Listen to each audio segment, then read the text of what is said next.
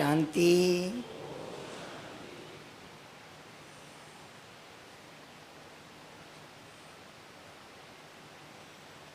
इतने सब कुमारों को देखकर बाबा खुश हो रहे हैं ना? हो रहे हैं? बाबा खुश हो रहे हैं? वतन से देख रहे हैं? देख रहे हैं?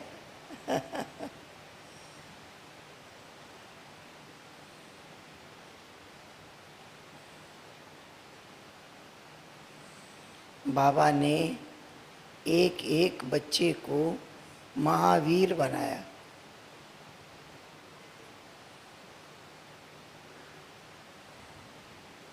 पांडव हो, महावीर हो,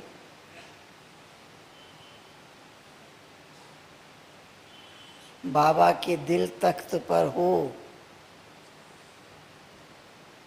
नूरे रतन हो, विशेष आत्मा हो, इतने वरदानों से सजाया है। एक एक बच्चे का श्रृंगार किया है।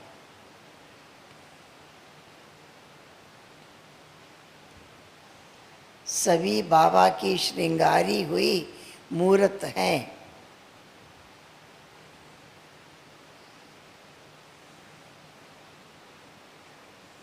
बाबा ने अनुभव कराया है।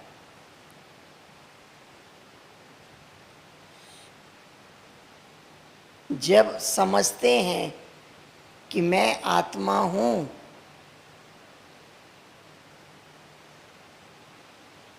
और स्वदर्शन चक्र चलाते हैं, 84 जन्मों की कहानी हमारे सामने आ जाती है।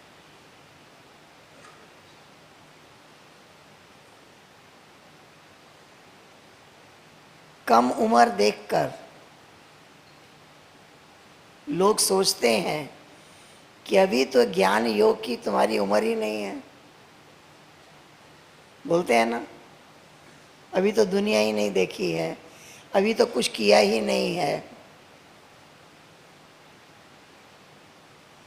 बहुत से शब्द इस पुरानी दुनिया के लोगों के सुनने पड़ते हैं।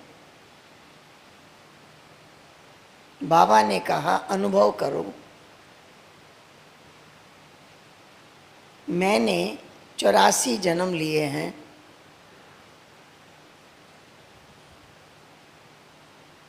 बहुत परिवार देखे हैं। अपरम अपार धन संपत्ति देखी है। ऊंचे से ऊंचे पद को भी पाया है।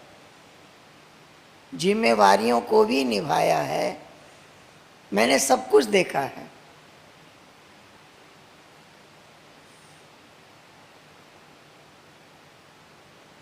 ये तो शरीर की उम्र है। मैं आत्मा 5000 वर्ष से चक्र लगाती आ रही हूं। मैंने क्या नहीं देखा है। ये बातें किसको सुनाएं? अपने को सुनाएं।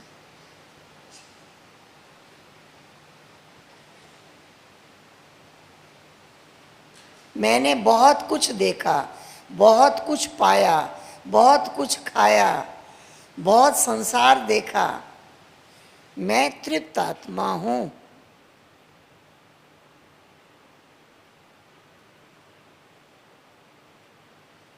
अपने को आत्मा समझने से शरीर की उम्र से पार चले जाते हैं। फिर बाबा ने दूसरा नाम दिया, बच्चे तुम वानप्रस्थी हो। तुम्हारे अंदर सारे वानप्रस्थी के गुण चाहिए।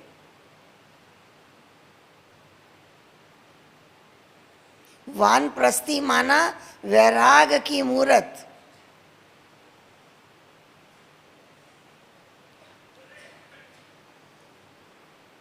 वाणी से पार जाने का समय।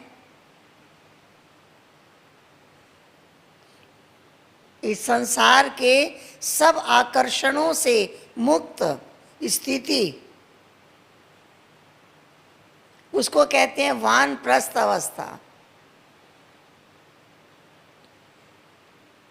बाबा बार बार याद दिलाते, बच्चे तुम वानप्रस्थी हो, घर जाना है, उसकी तैयारी कर रहे हो, औरों को भी करा रहे हो। तो तैयारी क्या कर रहे हो? वो है साइलेंस पावर।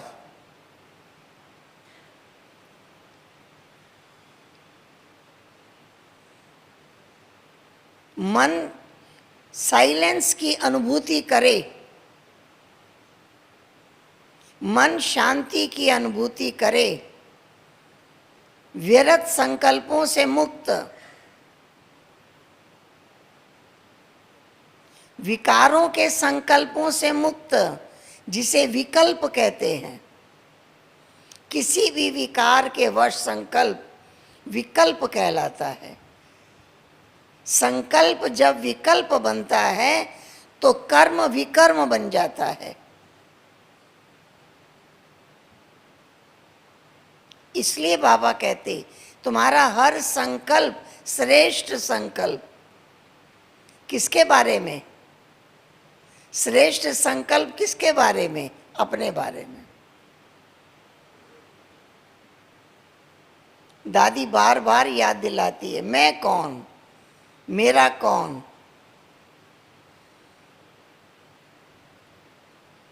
हमें अपनी ऊंची सीट पर अपने को बिठाना है। बाबा ने हमें हमारा दर्शन कराया है, हमें हमारी पहचान कराई है।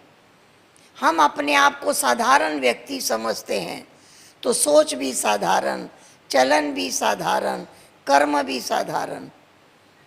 अपने आप को विशेष समझ कर देखें।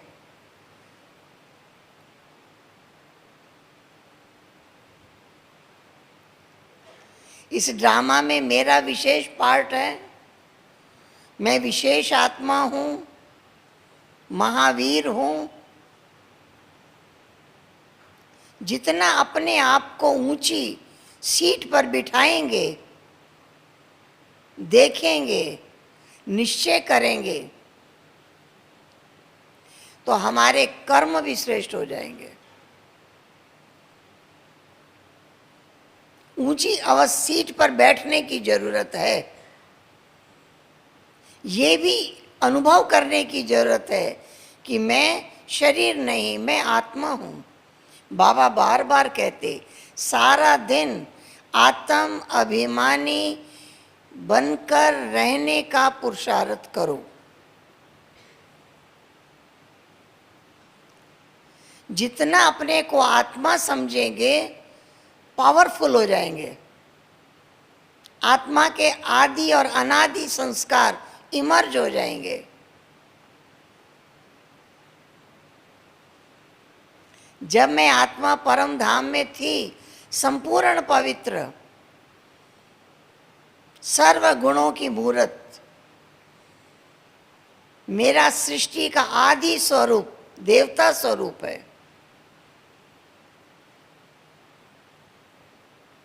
सर्वगुण संपन्न, 16 कला संपूर्ण, संपूर्ण निर्विकारी, मर्यादा पुरुषोत्तम मेरा ही स्वरूप है।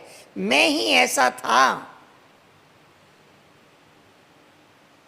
ये दर्शन हम अपने आप को कराएं, अपनी पहचान अपने आप को कराएं। इस देह भान से पार अपने को ले जाने की सारा दिन मेहनत करें। अपने आप नहीं बन जाएगी।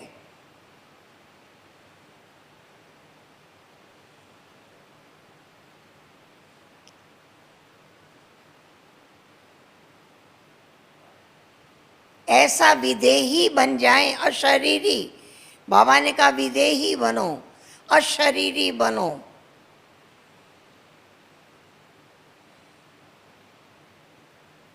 इसके लिए एकांत में बैठकर अपने को अपना परिचय कराओ, अपने से अपनी बातें करो। मन ही मन लोग बातें तो करते ही रहते हैं, लेकिन मन ही मन दूसरों से बातें करते रहते हैं। या दूसरों की बातें अपने को सुनाते रहते हैं। अपने से अपनी बातें करें, अपने बारे में करें, अपनी पहचान अपने आप को कराएं। हम कहते हैं योग से विकर्म विनाश होते हैं। कई पूछते हैं कैसे विकर्म विनाश होते हैं। जब कोई व्यक्ति अपराध करता है, पुलिस उसे पकड़कर ले जाती है, जेल में डाल देती है। जेल में 5 साल रहा, 10 साल रहा, उसका विकर्म विनाश हो गया। क्या हुआ जो विकर्म विनाश हो गया?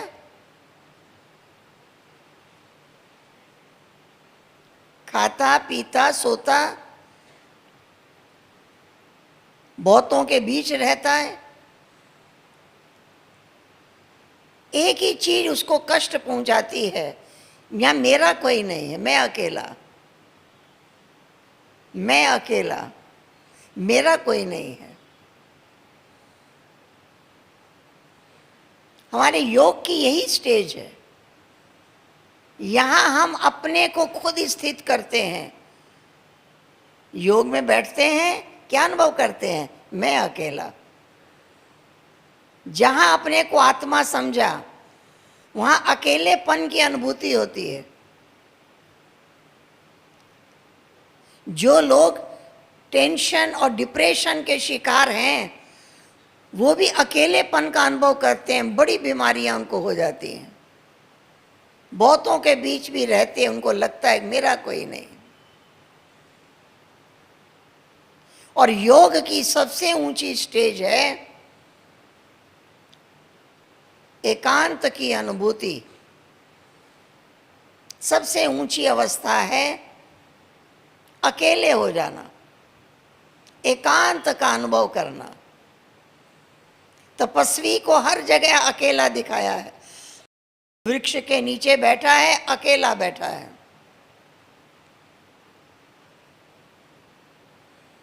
जितना हम अपने को आत्मा निश्चय करते हैं, अनुभव करते हैं, महसूस करते हैं और सर्वशक्तिवान के सामने अपने आप को देखते हैं, वो पावर हमारे अंदर आती है, जिस पावर से हमारे जन्म जन्मांतर के विकर्म विनाश हो जाते हैं। उसके लिए हमें अकेला होना जरूरी है। जहां अपने को आत्मा समझा, कोई आत्मा के रिश्तेदार नहीं है, सब शरीर के संबंधी हैं। जब तक शरीर है तब तक संबंध है। जब आत्मा शरीर से अलग होगी, कोई संबंध याद नहीं रहेगा।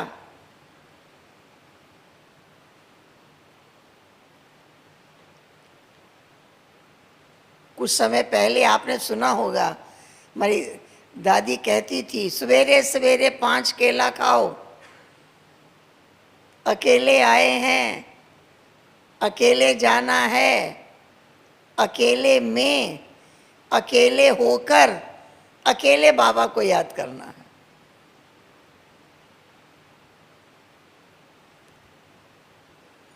जितना देह भान से अलग होते हैं, इतने हमारे विकर्म विनाश होते हैं। वो एक स्टेज है। वहां जबरदस्ती बिठाया जाता है ताकि वही कर्म करने का साथी ना मिले, संबंधी ना मिले, वही कर्म बार बार ना कर सके तो संस्कार बदल जाएगा। हम जितना बाबा के पास बैठते हैं, अपने आत्मिक असली स्वरूप में स्थित होकर, अकेले होकर, हमारे विकर्म विनाश होते हैं और बाबा के गुण और संस्कार हमारे अंदर आते हैं।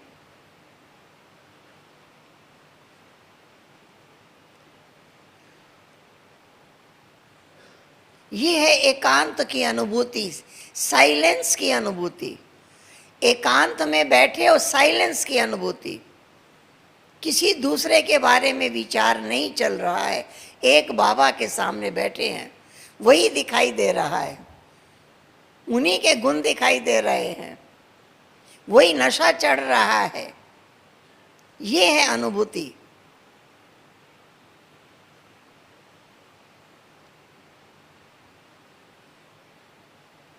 आत्मा को अनेक जन्म लेते लेते दुखी होने का भी संस्कार बन गया है।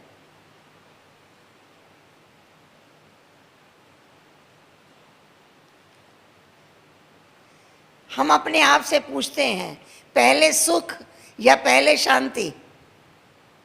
पहले सुख या पहले शांति? पहले हमें सुखी रहने का अभ्यास करना है।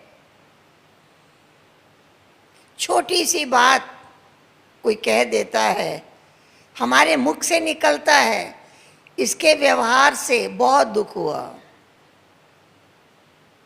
इस बात से बहुत दुख हुआ। अब ये शब्द मुख से निकलना बंद हो जाए।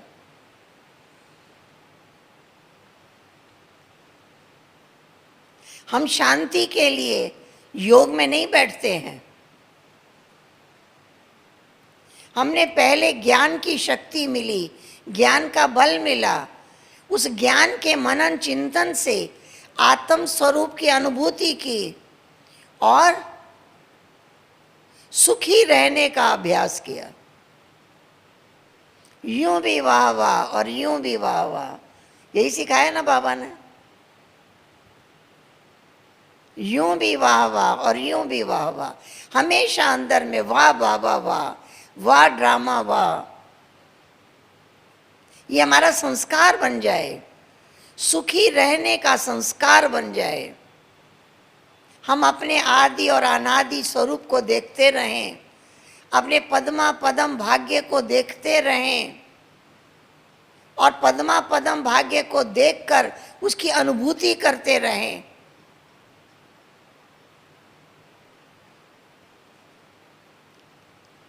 जितना जितना हम सुखी रहने का संस्कार बनता जाएगा, सुखी रहने की आदत पड़ती जाएगी।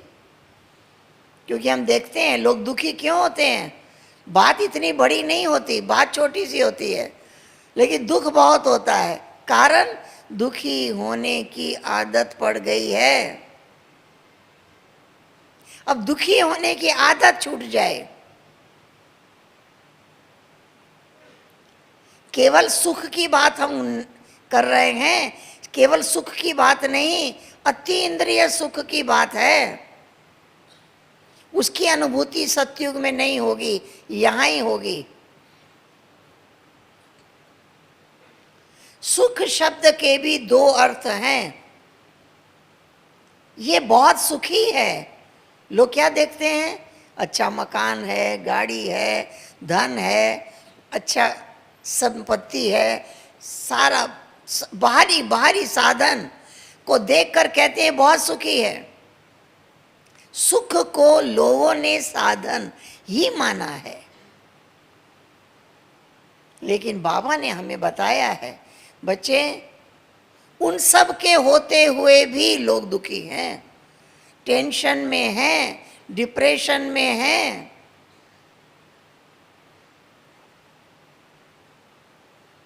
हमें कोई सुखी रखेगा, कोई सुखी रखेगा नहीं। मुझे सुखी रहना है, मुझे संतुष्ट रहना है। अपने आप को सुखी रखने की, गुण गाने की आदत पड़ जाए।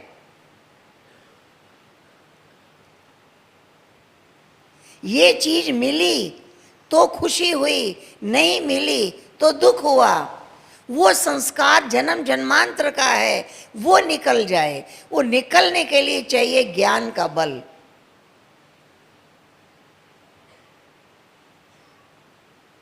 जब योग लगाना सीखा तो पहले सुखी रहने के लिए ज्ञान की शक्ति मिली।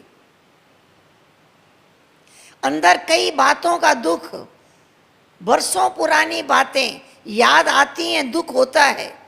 बरसों पुरानी बातें याद करते दुखी होते हैं। अब बाबा कहते हैं वो सारी फाइलें डिलीट कर दो, सब मिटा दो। जो कुछ हुआ कल्प पहले भी हुआ था, अभी भी हुआ है, कल्प बाद फिर ऐसे ही होगा।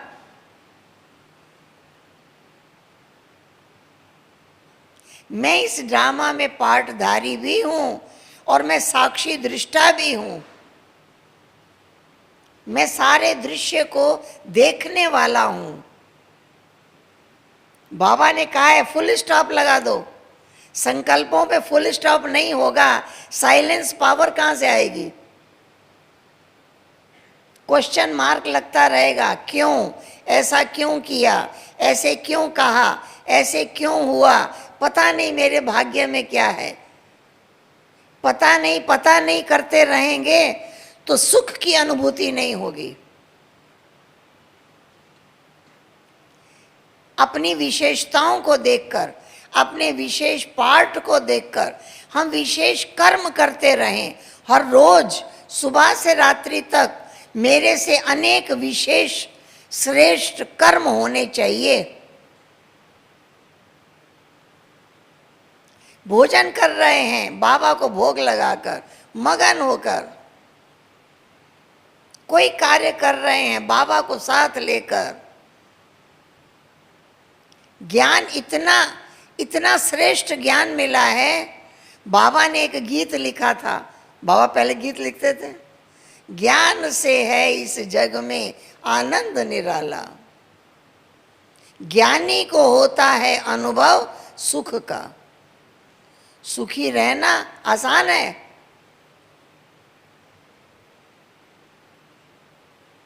ज्ञान का मनन चिंतन जो करता रहेगा वो ज्ञानी तो आत्मा कहलाएगा और वो सदा सुखी रहेगा। ज्ञानी तो आत्मा का लक्षण निंदा स्तुति, मान अपमान, जय पराजय सब में समान, ये ज्ञानी आत्मा का लक्षण। और बाबा ने क्या कहा, ये सब कुछ निंदा स्तुति मान अपमान अंत तक होगा। समझ गए? ये अभी होगा फिर नहीं होगा। हम बहुत अच्छा काम करेंगे तो लोग हमको अच्छा ही अच्छा कहेंगे, अच्छा ही अच्छा कहेंगे। नहीं, वो हमें गलत भी कह सकते हैं। उन्हें हमारे प्रति ईर्ष्या भी हो सकती है, द्वेष भी हो सकता है, नफरत भी हो सकती है। कोई भी परिस्थिति क्रिएट हो सकती है, कोई बड़ी बात नहीं है। निंदा अंत तक होगी, अपमान अंत तक होगा। तैयार हो जाए पहले से, ये सब होना है। लेकिन मेरे ऊपर उसका इफेक्ट ना हो, मेरी स्थिति ऊंची हो। मेरी स्थिति ऊंची होगी तो परिस्थिति नीचे होगी तो उसका प्रभाव मुझ पर नहीं पड़ेगा। मेरी स्थिति कमजोर है और परिस्थिति प्रबल है तो उसका प्रभाव पड़ता है।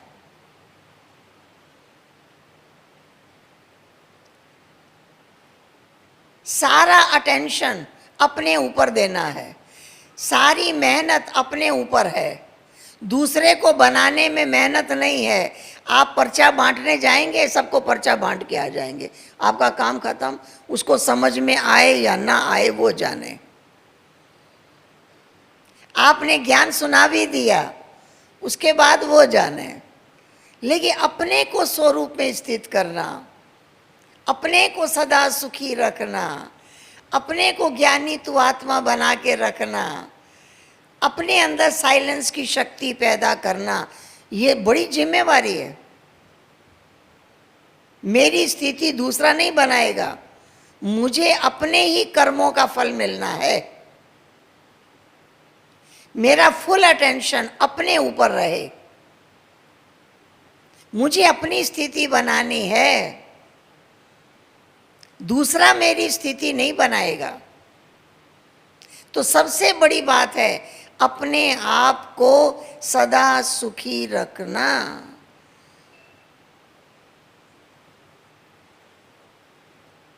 सदा सुखी रहने की आदत पड़ जाएगी तो रिजल्ट है शांति।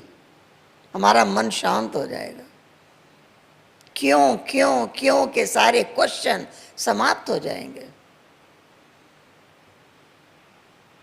आत्मा शांति का अनुभव करके, सुख का अनुभव करके बाबा को याद करती है, तब एकाग्रता का अनुभव होता है। भक्ति मार्ग में दुखी मनुष्य भगवान को याद करता है, और ज्ञान मार्ग में हम सुखी बनकर, पीसफुल होकर बाबा को याद करते हैं। तो एकाग्रता की शक्ति, बाबा से शक्तियों की प्राप्ति, गुणों की प्राप्ति तब होती है। और इस सुख और शांति के लिए आधार है ज्ञान। ज्ञान का मनन चिंतन, बार बार अपने से बातें करते रहें या बाबा से बातें करते रहें।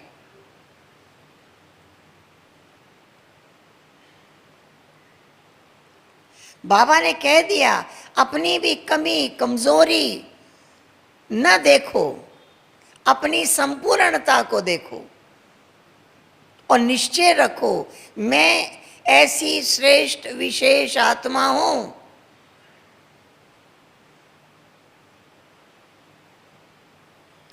जो आत्मा सुखी है, जो संतुष्ट है, उसके अंदर धैर्यता का गुण आएगा, उसके अंदर सरलता का गुण आएगा, उसके अंदर मधुरता का गुण आएगा।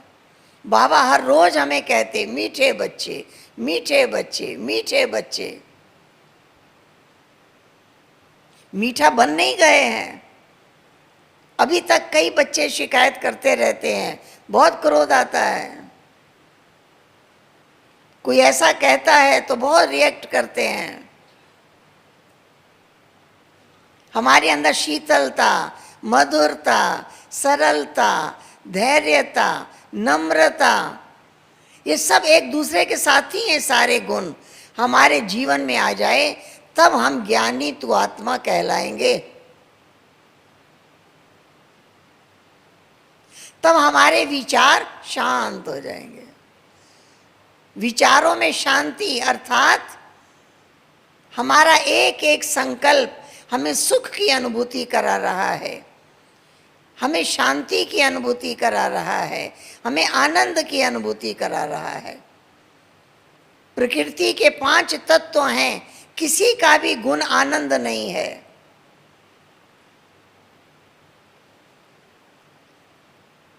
किसी फल का गुण आनंद नहीं है, किसी मिठाई का गुण आनंद नहीं है, किसी दृश्य का गुण आनंद नहीं है। आनंद सिर्फ आत्मा का गुण है। मैं आत्मा आनंदित हूं तो सनराइज हो रहा है, देख के आनंद आ रहा है। अगर आत्मा आनंद स्वरूप नहीं, दुखी है, तो सनराइज वो देख पाएगी? वो तो उठेंगे देर से, देखेंगे ही नहीं, देखने की इच्छा भी नहीं होगी।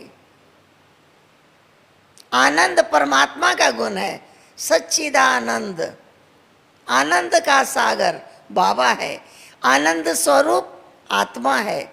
अगर मैं आनंद स्वरूप हूं, मैं आत्मा की अनुभूति में हूं कि मैं आत्मा हूं, मैं आनंद स्वरूप हूं, तो हर दृश्य में आनंद आएगा, हर एक से मिलकर आनंद आएगा। जो भी बात हमारे सामने आएगी उसमें भी कुछ फायदा नजर आएगा, लाभ नजर आएगा, आनंद के विचार आएंगे, खुशी जागृत होगी। बाबा कहते हैं खुशियां बांटो। कैसे खुशी बांटे? खुशी बांटो, कैसे बांटे खुशी?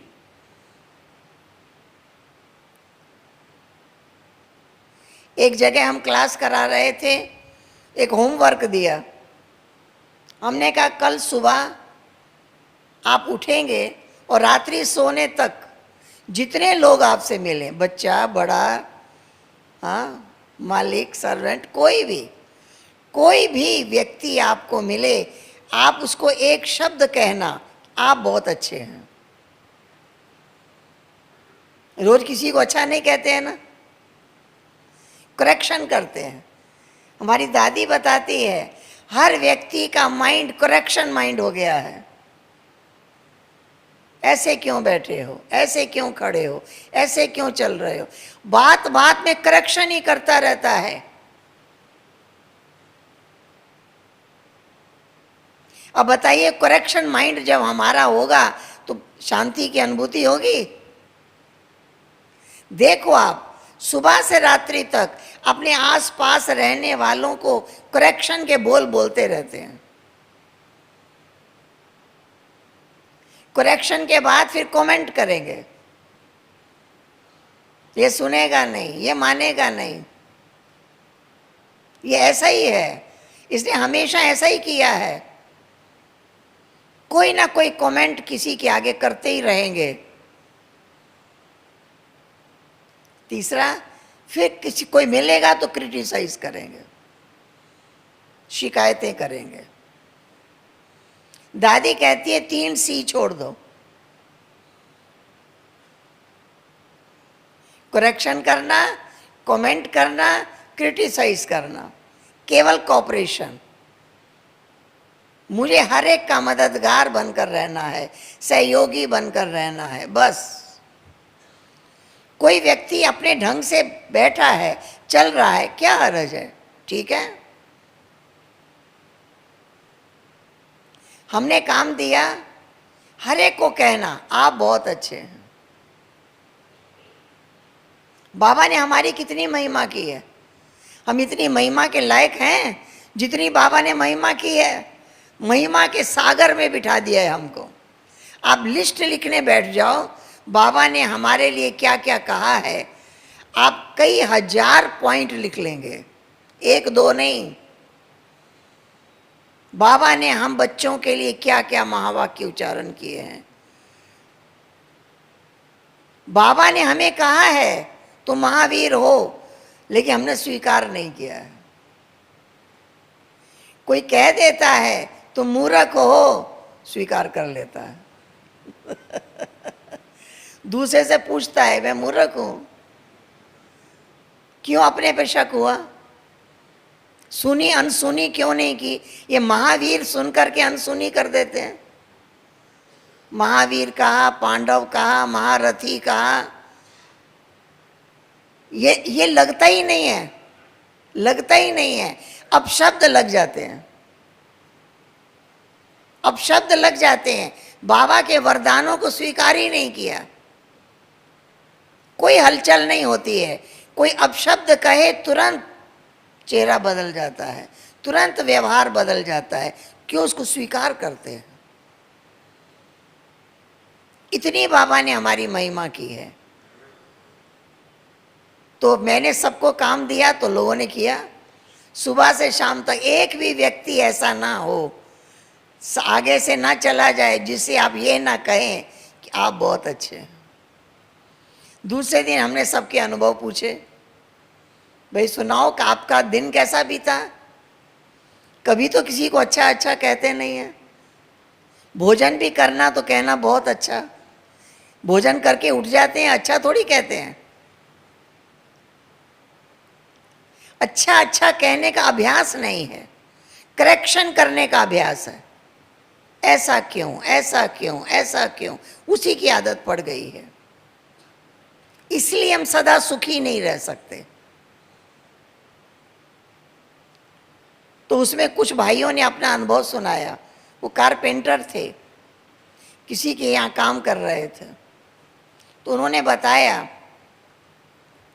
कि लगभग 2.5-3 महीने से हम काम कर रहे हैं। एक गार्डन है, उस गार्डन के किनारे एक शेड है, उसके नीचे काम कर रहे हैं। उस घर की जो मालकिन है उसने कभी एक गिलास पानी हमको नहीं पूछा इस 3 महीने में।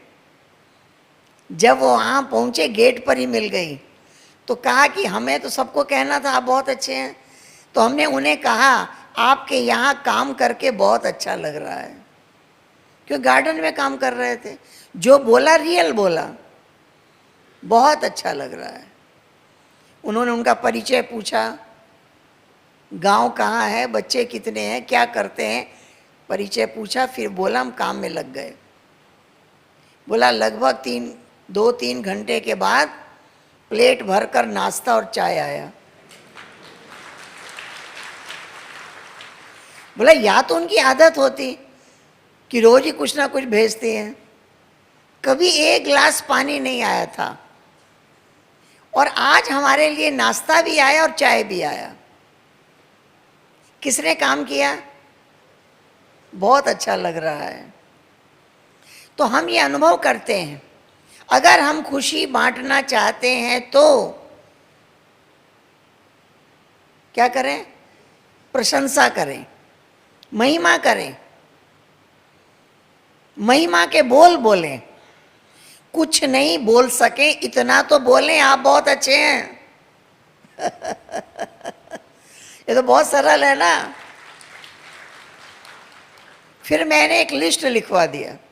मैंने कहा एक दिन सबको कहना आप बहुत अच्छे हैं, दूसरे दिन कहना आप बहुत लकी हैं।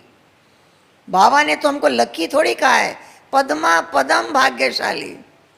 लगा कुछ हलचल हुई सुनकर, पद्मा पदम भाग्यशाली। कोई अपशब्द बोल देता तो हलचल आ जाती। वो पद्मा पदम भाग्यशाली लगता नहीं। क्यों नहीं लगता? स्वीकार नहीं करते। मैं हूं पद्मा पदम भाग्यशाली, फिर भी किसी ज्योतिषी को हाथ दिखाने पहुंच जाएंगे। जरा हमारी जन्म पत्री देखो, जब भगवान ने कहा पद्मा पदम भाग्यशाली हो, फिर ये हाथ दिखाने क्यों चले हो? ये क्वेश्चन नहीं उठता।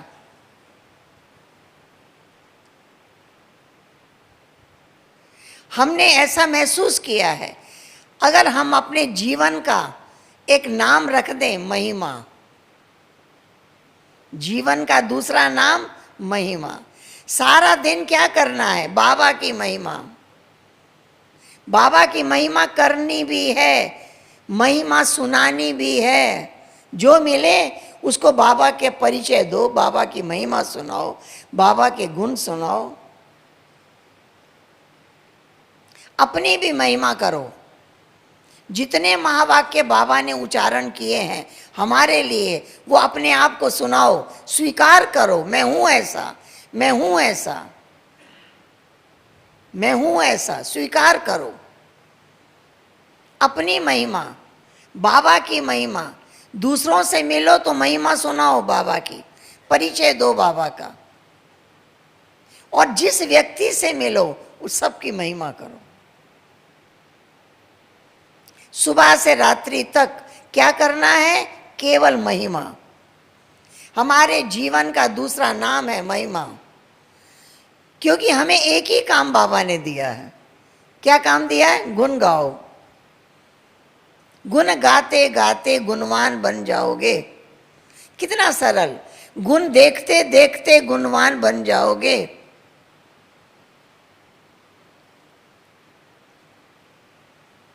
गुणों के सागर को देखते रहो, गुण गाते रहो, और जिससे मिलो उसको, उसके सामने कोई ना कोई विशेष महिमा का बोल जरूर बोलो।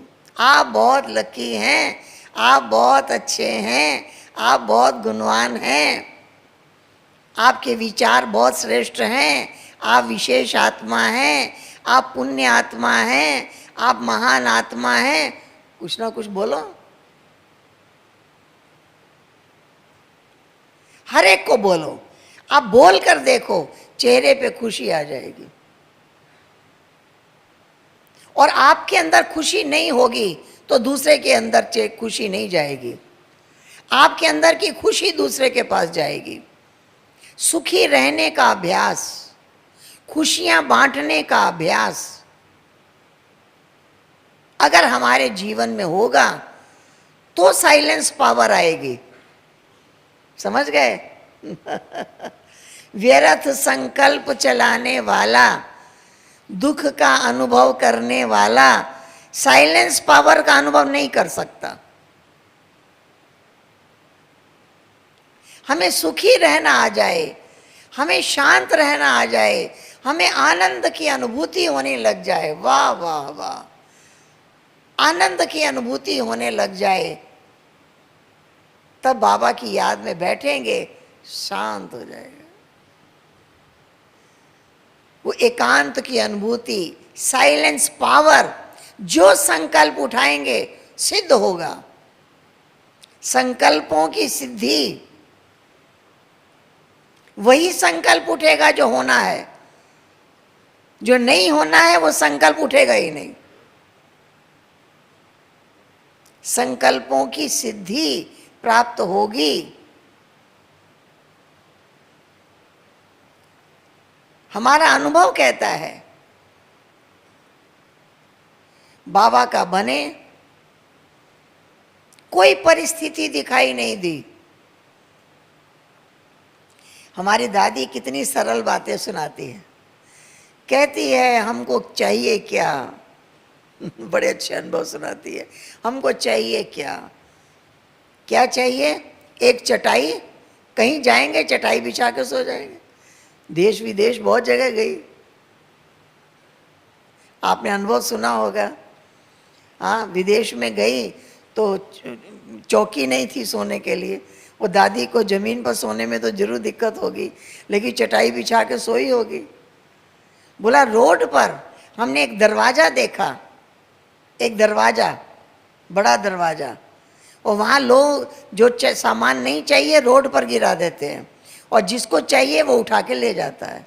तो कहा हम दरवाज़ा वहाँ से उठवा के ले आए, उसके 4 पाए लगवाए, उस पे सोए। देखा,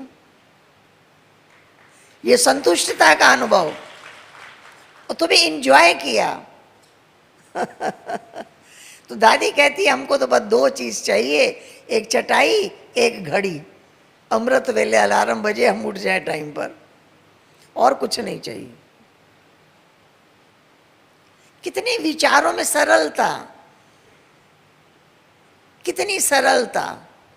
ये चाहिए, वो चाहिए, नहीं मिला तो असंतुष्ट है, तो दुखी भी हैं, तो डिस्टर्ब भी हैं, तो औरों को भी सुनाएंगे।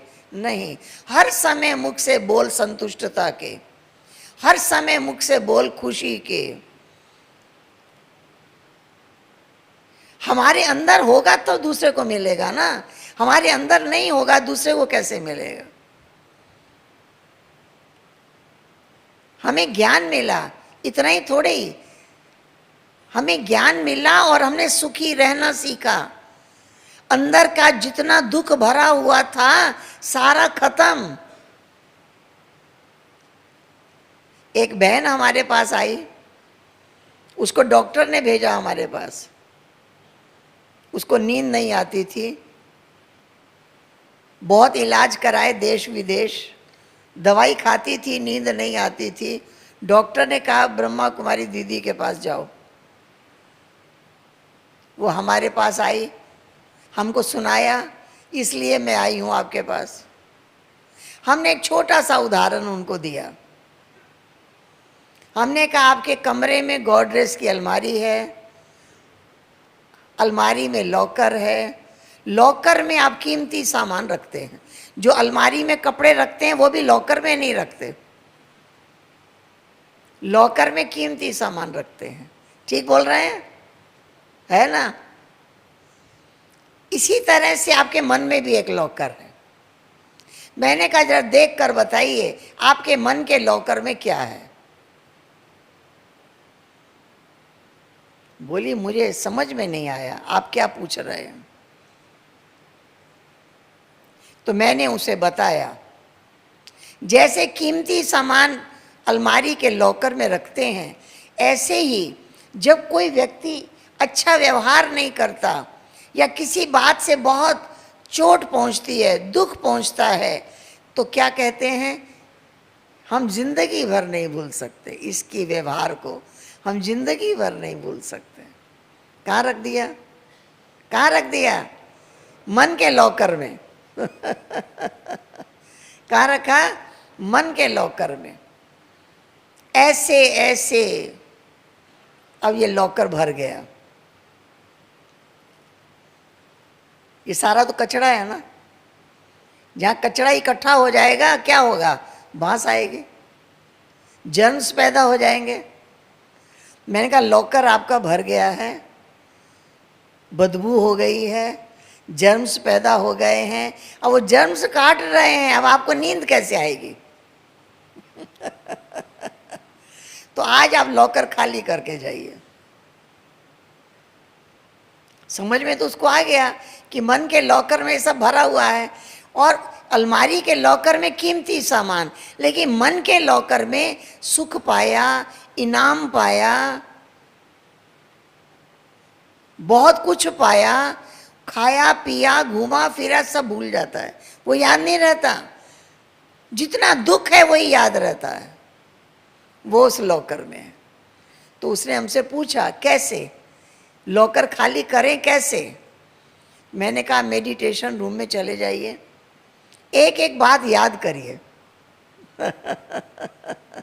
क्या आपके मन के लॉकर में है, याद करिए, और एक एक व्यक्ति को माफ कर दीजिए। किसी ने आपको कष्ट पहुंचाया, आप उसको माफ कर दीजिए। आज लॉकर खाली करके जाइए। और आपने किसी को दुख दिया, उसे माफी मांग लो, बाबा के सामने बैठ जाओ और ये काम आप करो। वो बाबा के रूम में गई, आधा घंटा बैठी, कुछ पुरुषार्थ किया ही होगा। उसके बाद वो घर चली। अभी कोर्स नहीं किया था, 7 दिन का क्लास नहीं किया था, एकदम पहला दिन आई थी वो। घर जाके उसने अपने 1-2 रिश्तेदारों को फोन पर बताया। उसके बाद भोजन करने के बाद जल्दी गोली नहीं खाती थी, नींद तो आती ही नहीं थी, थोड़ा देर से खाती थी। भोजन करने के बाद लेट गई, नींद आ गई। दूसरे दिन सवेरे उठी, पहला फोन हमको किया, दीदी आज बहुत समय के बाद नींद आई। मैंने कहा लगता है कुछ लॉकर खाली हुआ है। मैं आप सबको क्यों सुना रही हूं? आप भी अपना लॉकर चेक कर लें, देख लीजिए आपके लॉकर में क्या क्या है। आप भट्टी में आए हैं, सारा लॉकर जो भरा हुआ है उसको खाली करके जाना है यहां से। वही लॉकर है जो साइलेंस का अनुभव नहीं करने देता, जो बाबा से सुख की प्राप्ति नहीं करने देता, जो आनंद का अनुभव नहीं करने देता। इसकी बात, उसकी बात, उसकी बात, उसकी बात। इसलिए सभी उस लॉकर को चेक करें और जो कुछ उसमें कचरा भरा है उसको खाली करें। ज्ञान और योग के जल से धुलाई करें और उसमें एक ही चीज भरना शुरू कर दें। क्या भरेंगे? शुक्रिया बाबा, शुक्रिया, आपने इतना ज्ञान दिया, रोज दे रहे हो, एक दिन दे के छोड़ नहीं दिया। हम बाबा का जब से बने, एक दिन बाबा ने हमको छोड़ा नहीं है। रोज पढ़ाता है, रोज याद दिलाता है, रोज होमवर्क देता है, रोज वरदान देता है, रोज स्लोगन देता है। हम वरदान सुन लेते हैं, लेते ही नहीं हैं। बताइए, महीने में जिसको 30 वरदान मिल जाए उसको कितना याद रहना चाहिए? ये मिला, ये मिला, ये मिला, ये मिला। बताइए, आप अपने मन में सोच के देख लीजिए, आपको 10, 12, 15 वरदान भी याद हैं इस महीने में जो मिले? अपनी परीक्षा ले लो कि वरदान सुन रहे हैं, वरदान ले नहीं रहे हैं। ले लेना है। वरदान ले लिया, माना मेरे यहाँ लिखा गया और हम सारा दिन उसको पढ़ रहे हैं। मुझे ये वरदान मिला है, मुझे बाबा ने कहा तुम महावीर हो, ये महान कार्य तुम ही कर सकते हो, तुम्हारे ही हाथों से होगा, तुम एक कदम उठाओ, मैं तुमको मदद करूंगा। यहां लिखा गया, हम बार बार पढ़ रहे हैं, तब वो वरदान एक्शन में आएगा। नहीं तो वरदान एक्शन में नहीं आएगा जब तक वो यहां लिखा नहीं गया और हम बार बार उसको पढ़ नहीं रहे हैं, तब तक हम वरदान का स्वरूप नहीं बन सकते। नहीं तो जिसको इतने वरदान मिल रहे हों, बताइए, दादी एक जब बार भट्ठी करा रही थी, थोड़ी सी बहनें थी। दादी ने एक प्रश्न पूछा, कहा कि जितनी बहनें बैठी हैं सब एक दूसरे को पहचानते हैं? पहचानते हैं। किसी के भी 5 गुण सुनाओ।